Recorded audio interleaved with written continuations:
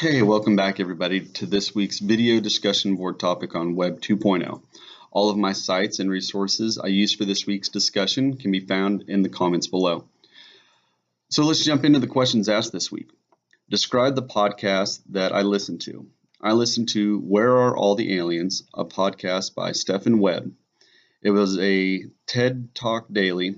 Webb is a professor of religion and philosophy for nearly 30 years at Wabash University.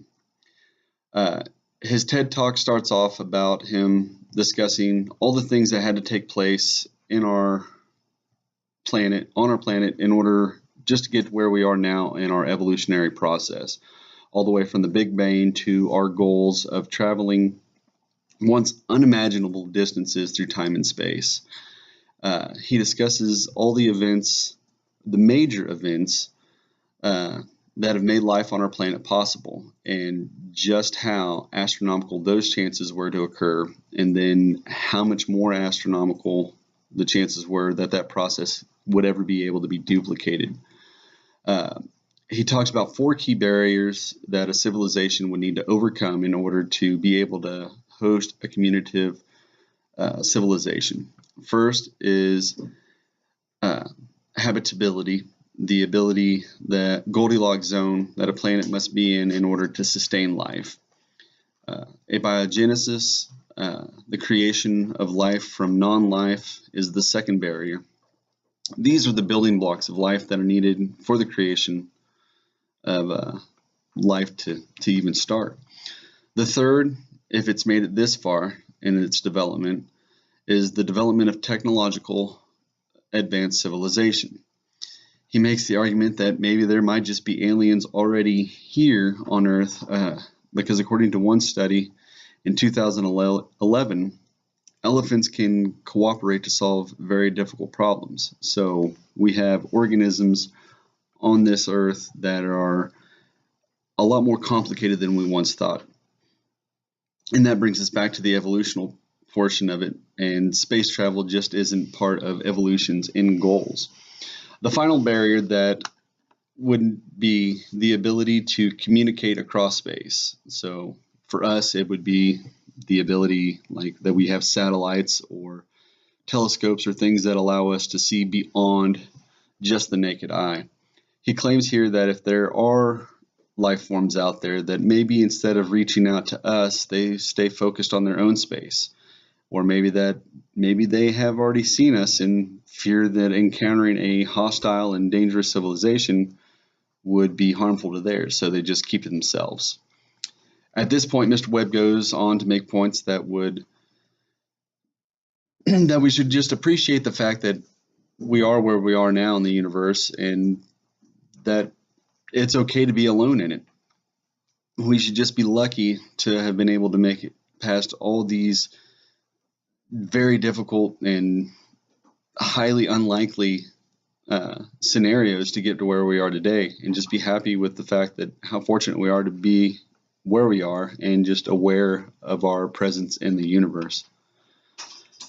The second question posted was, what are the ways that Web 2.0 technologies like podcasting, blogging, wikis can be used in the classroom? One of the sites that I found in my Google search was, according to a study by Texas A&M students, won't hold nothing against them, showed that their results indicated a major benefit of using Web 2.0 technologies in teaching included interaction, communication, collaboration, knowledge creation, the use of flexibility, ease of use and flexibility, and writing and technology skills. The New York Times also had an article that gives ideas about blogs, wikis, and podcasts. For blogs, they said that they can be used as a form of organization and collaboration, and we may make connections, across the planet via the internet and its sources. Wikis could also be used to have students work on fact-checking skills and their research abilities. Major sites like Wikipedia, teachers always warn students not to use as credible resources, because anybody can just go in and change those. So this is actually one of those times that this is allowing teachers to say, hey, go on Wiki, see what they say, and then fact check it. Find out why it says it. Is that correct? If not, make a change. Wikis also works on the students' ability to collaborate and brainstorm for group projects. And then lastly, podcast. These video recordings that we do for our class are much like podcasts in the fact that they're used for general recording purposes. They're a great tool for teachers, and this is one that I hadn't really thought about, but say you have a student that misses class, and in order for that student to get caught back up, they've got to go one-on-one with the teacher, and teachers don't have a whole lot of time in the day to reteach something that they taught the day before or whenever that student missed. So a podcast would be a helpful tool in,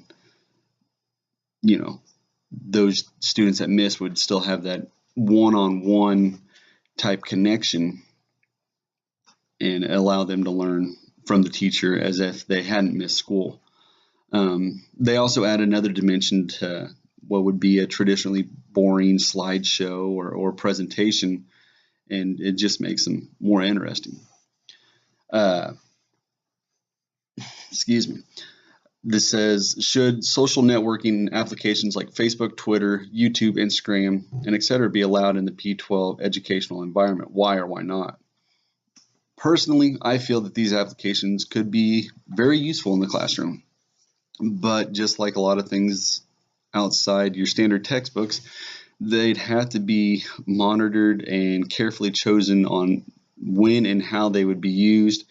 And then you'd also have to look into what rules that the school or district may have in place for social media, and what that could be, where that could be the line between educational and non-educational.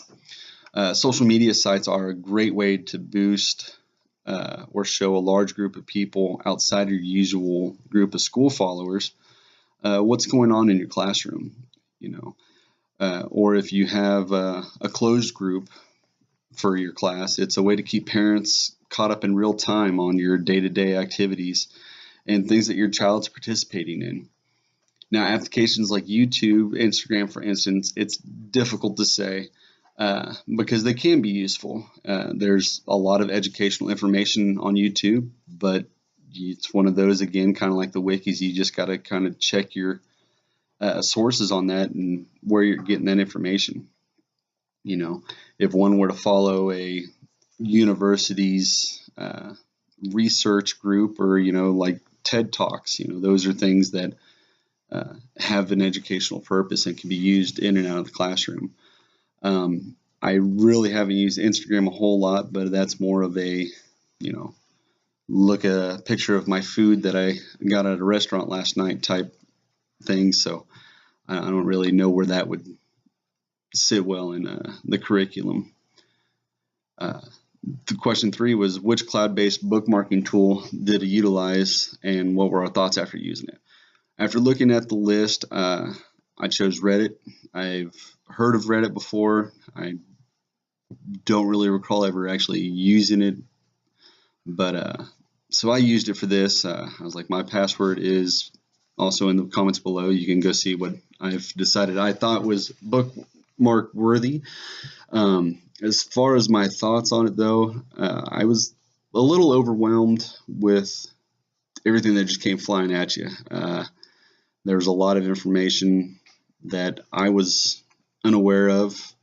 Then I realized people bookmark things as much as they did. One thing I did take away from the site, I did like the way they broke down the setup tutorial once that I got on. That was really nice. I'm not sure how often I would use something like this outside of class, but I could see if I had time to kill, I'd be able to scroll through looking at other bookmarks for hours, and God forbid I come across, some silly cat videos, then, well, I'd be lost to the world. Well, guys, thanks so much for watching this week's video discussion board on Web 2.0 and all the interesting ways that it can be used in and out of the classroom. I look forward to watching and learning from you guys in yours. Have a good one. Till next time.